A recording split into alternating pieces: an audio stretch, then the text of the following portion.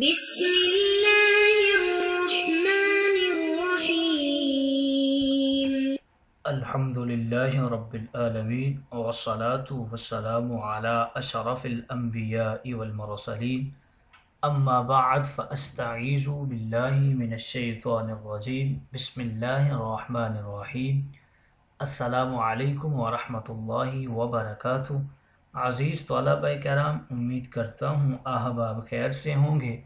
انشاءاللہ آج ہم تفسیر جلالین کے درس نمبر 391 میں سپارہ نمبر 10 سے سورہ توبہ کی منتخب کردہ آیت 3 کو پڑھنے کی سعادت حاصل کریں گے، جس میں کلام باری تعالیٰ و کلام مفسر کا ترجمہ ہوگا، ربط و تعلق آیت کو ذکر کیا جائے گا، کلام مفسر کی تشریح و توضیح کرنے کی سعادت حاصل کریں گے۔ تو آئیے طلبہ کرام بلا تاخیر بڑھتے ہیں اپنے آج کے درس کی طرف۔ بسم اللہ الرحمن الرحیم۔ رب تعالیٰ نے ارشاد فرمایا، وَأَذَانٌ مِّنَ اللَّهِ وَرَسُولِهِ إِلَى النَّاسِ يَوْمَ الْحَجِّ الْأَكْبَرِ أَنَّ اللَّهَ بَرِيءٌ مِّنَ الْمُشْرِكِينَ وَرَسُولُهُ۔ آئیے طلبہ کرام سب سے پہلے اس آیہ مقدسہ کا ماقبل آیات کے ساتھ ربط اور تعلق جان لیتے ہیں۔ علماء و مفسرین کرام فرماتے ہیں کہ پہلا تعلق ان آیات مقدسہ کا کچھ یوں ہے، پچھلی آیات میں مشرکین سے اللہ رسول کی بیزاری کا ذکر تھا، اب اس بیزاری کے اعلان کا حکم ہے۔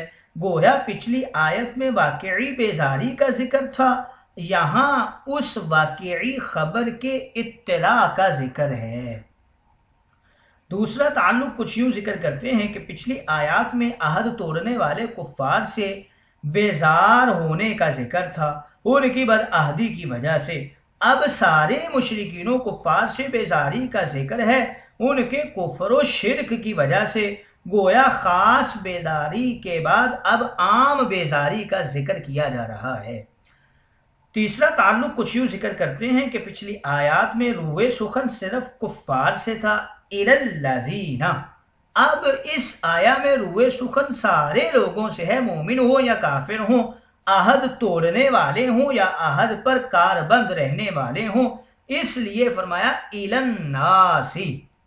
چوتھا تعلق کچھ یوں ذکر کرتے ہیں کہ پچھلی آیت میں اللہ اور رسول کی بیزاری کا ذکر ہوا، اب اس آیہ کریمہ میں اس کے اعلان کا وقت ہے اور اس کی جگہ کا ذکر ہے کہ اے صحابہ تم ہماری بیزاری کا اعلان حج اکبر کے دن مکہ معظمہ میں کرو تاکہ سارے کافر سن لیں اور یہ اعلان ہر جگہ پہنچ جائے۔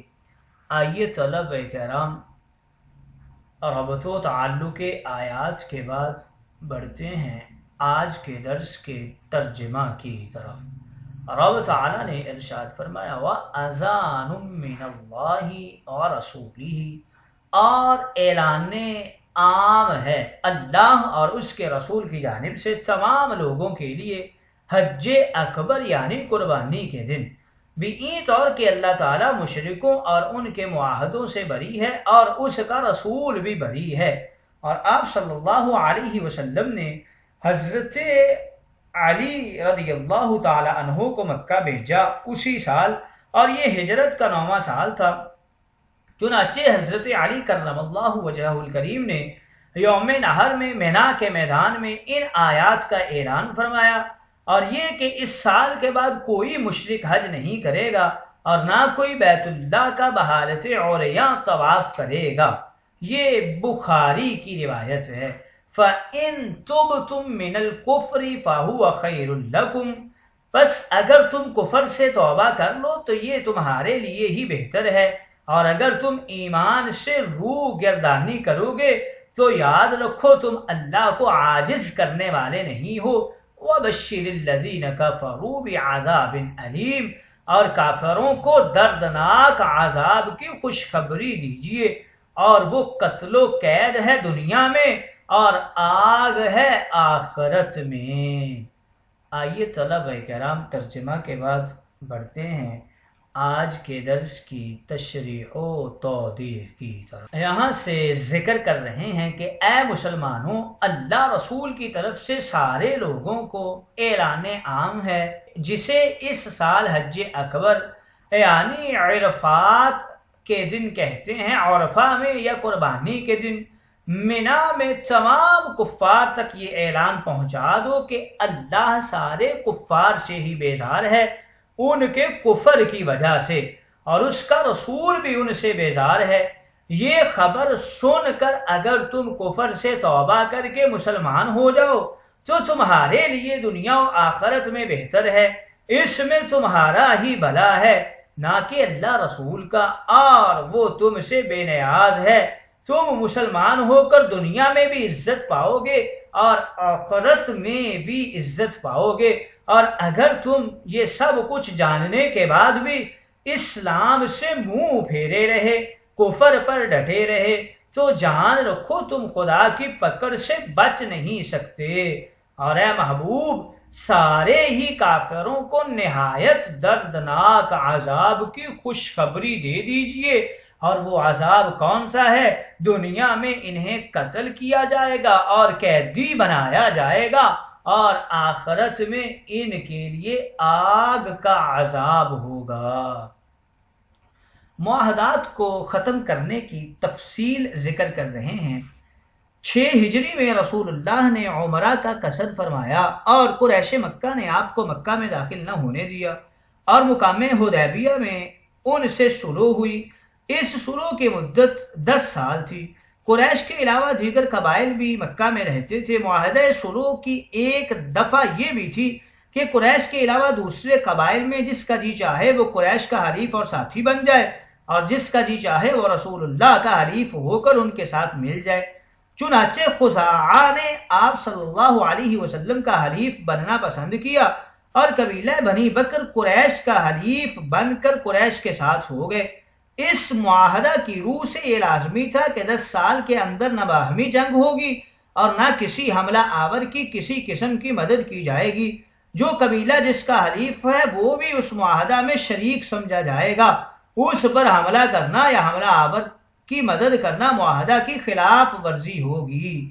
یہ معاہدہ 6 میں ہوا۔ 7 میں معاہدہ کے مطابق رسول اللہ صحابہ کرام کے ہمراہ عمرہ قضا کے لیے تشریف لے گئے، اور 3 روز قیام فرما کر حسب معاہدہ تشریف واپس لے آئے۔ اس وقت تک کسی فریق کی جانب سے معاہدہ کی کوئی خلاف ورزی نہیں ہوئی۔ اس کے بعد ابھی 6 یا 5 ماہ گزرے تھے کہ قبیلہ بنی بکر نے قبیلہ بنی خزاعہ پر رات کے وقت شب خون مارا۔ ان دونوں قبیلوں کے درمیان زمانہ جاہلیت سے آن بن چلی آ رہی تھی۔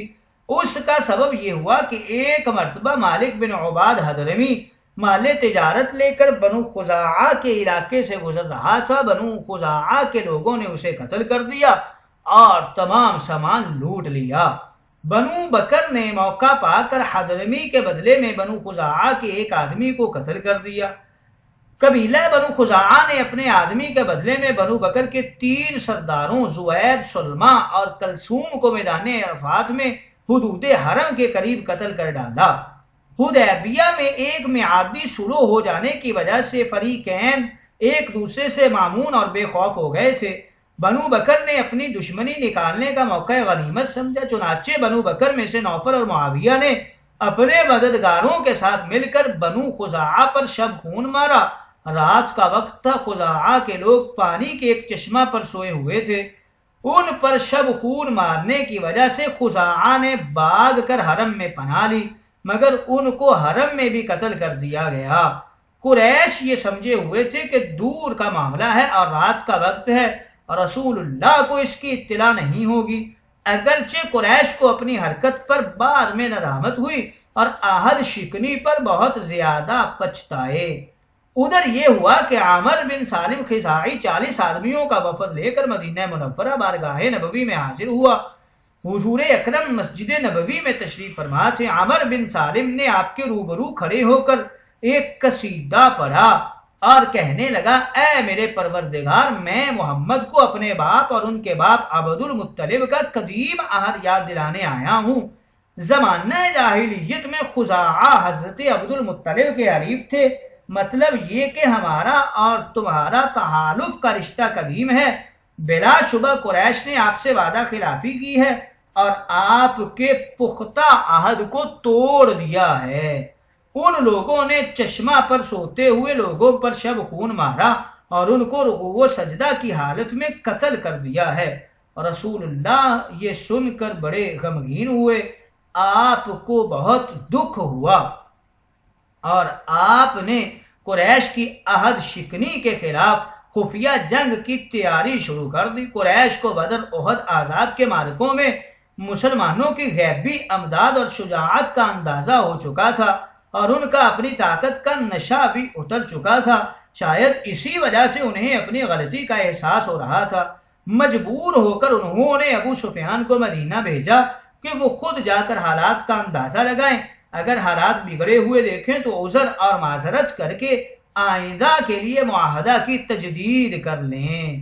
ابو سفیان نے مدینہ پہنچ کر نہ گفتہ حالات دیکھے تو تجدید معاہدہ کی درخواست کی اور اکابر صحابہ سے سفارش کرنے کے لیے کہا، مگر سب نے سابقہ اور لاحقہ حالات کی وجہ سے انکار کر دیا اور ابو سفیان ناکام واپس چلا گیا۔ اس وجہ سے قریش پر خوف و ہراس طاری ہو گیا۔ تفسیر ابن ابی حاتم میں حضرت عبداللہ بن عباس کے قول کے مطابق اللہ پاک نے ان لوگوں کے ساتھ 4 مہینے کی مدت مقرر کر دی تھی جن لوگوں نے رسول اللہ کے ساتھ معاہدہ کیا تھا۔ پھر اس کے بعد حضور علیہ الصلوۃ والسلام نے ان تمام لوگوں سے اعلان براعت کر دیا اور یہ اعلان حج کے دن حضرت علی رضی اللہ تعالی عنہ کے ذریعے کروایا گیا۔ فتح مکہ کے بعد دور اسلامی کا پہلا حج 8 ہجری میں قدیم طریقہ پر ہوا اور دوسرا حج 9 ہجری کو مسلمانوں نے اپنے طریقہ پر کیا تھا۔ اس کے بعد تیسرا حج 10 ہجری میں ہوا اور یہی وہ مشہور حج ہے جسے حجۃ الوداع کہتے ہیں۔ آپ پہلے 2 حجوں میں تشریف نہیں لے گئے تھے، تیسرے حج میں جبکہ جزیرۃ العرب سے کفر کا مکمل استیصال ہو گیا تب حضور علیہ الصلوۃ والسلام نے حضرت ابو بکر صدیق کو امیر الحج بنا کر بھیجا۔ تب یہ آیات مقدسہ نازل ہوئی تھی۔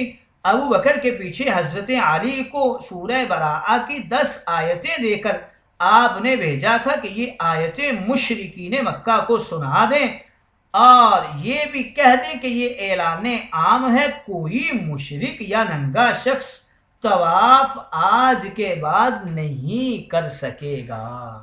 آئیے طلبہ کرام تشریح و توضیح کے بعد بڑھتے ہیں اغراض و فوائد کی طرف۔ بتا رہے ہیں یوم الحج کے حوالے سے یوم الحج اکبر کی تفسیر یوم النحر سے کی گئی ہے۔ اس کا جواب یہ دیتے ہیں کہ عمرہ کو چونکہ حج اصغر کہتے ہیں، حج کو عمرہ سے ممتاز کرنے کے لیے حج اکبر کی تفسیر یوم النحر سے کر دی، اس لیے کہ یوم النحر حج میں ہی ہوتا ہے نہ کہ عمرہ میں۔ حضرت علی کی روایت سے بھی جس کو ترمذی نے روایت کیا یہی معلوم ہوتا ہے کہ حج اکبر سے مراد حج ہی ہے۔ بریء ایدن کے حوالے سے ذکر کر رہے ہیں کہ اس میں اشارہ ہے کہ رسولہ مبتدا ہے اور بریء اس کی خبر محذوف ہے۔ لفظ ایدن سے یہ فائدہ ہو گیا کہ رسولہ کا عطف بریء کی ضمیر مستتر پر ہے نہ کہ انا کے اسم پر، اور بعض حضرات نے کہا ہے کہ انا کے اسم کے محل پر عطف ہے اور وہ با محذوف کے تحت ہونے کی وجہ سے مجرور ہے، حالانکہ وہ مرفوع ہے۔